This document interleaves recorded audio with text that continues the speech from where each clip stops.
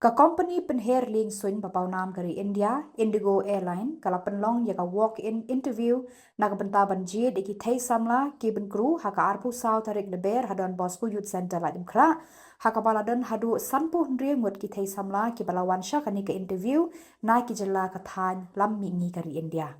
Ya kani ka walk-in interview la penya da ka Emporium Skill Training Institute ESTI kabaya trelang bat kadon bosku youth center. Kalajit sanmut ki Thei Samla bandrung kam he Airline Indigo mtakasngi. Napdeng kini sangut laingut ki dei ki Thei Samla Hynniewtrep ki bakentup ya ka dei lana shalam Cassandra war bat ka Silveris Marylindam. Nalor kini laingut lajit ru ya ka Mahisa bat ka Ritika ki bana ki weipat ki jelajong kani ka than. Kani kadi kasien ka baar baka Don Bosco Youth Center kala penlong ya kani ka walk-in interview rengkat bat ka ESTI.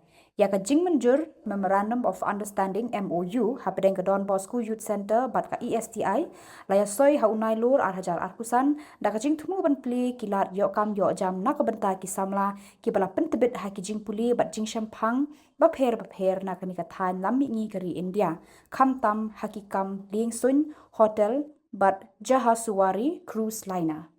Hakibnai bandang wan kindang don bun ba kiwe pat ke interview ban penlong daga ESTI hadon Bosco Youth Center laya thu u director Reverend Padar Michael Makri. Kini ki interview kin pli lat ki Samla kani ka than ban lek tre chakumba arpho teli kiri ka pertai. Kublai fi baro ngade Cassandra war basong basa halaban Shillong ngala shaji dakani ka interview ban tre bat ka Indigo kumi cabin crew minta kasni bala penlong bat ka Emporium ha Don Bosco Youth Center. Ngala yo jing tip shipang kani ka interview na social media. Nga ai kublay ya ka Emporium bat ka Youth Center bakla play ai kum kani ka lat ai kam ai jam ya ki babun ki Samla na kani ka jilajni. Nga khot ya wer ya pi ki para Samla ba pen wan pen tebit ya ladi ha kani ka training center ba pi ru pen sayo ka lat ban tresh ki airlines ki cruise ki hospitality. Hangni hari jongi bat shiki way pat kiri.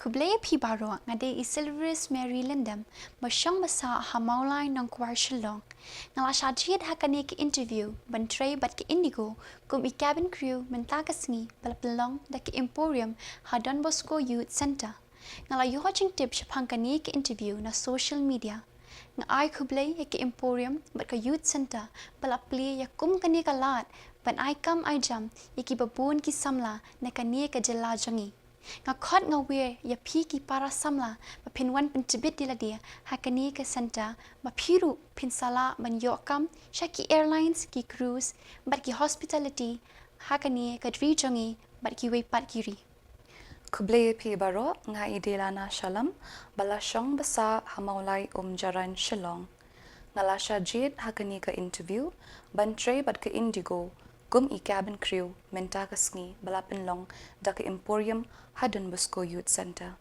Ngala yo jing tip shapang kani ka interview na social media ban nga ai kublay ya ka Emporium bat ka Youth Center balapli ya kum kani ka lad ban ai kam ai jam ya ki pabun ki Samla na kani ka jila ka jongi.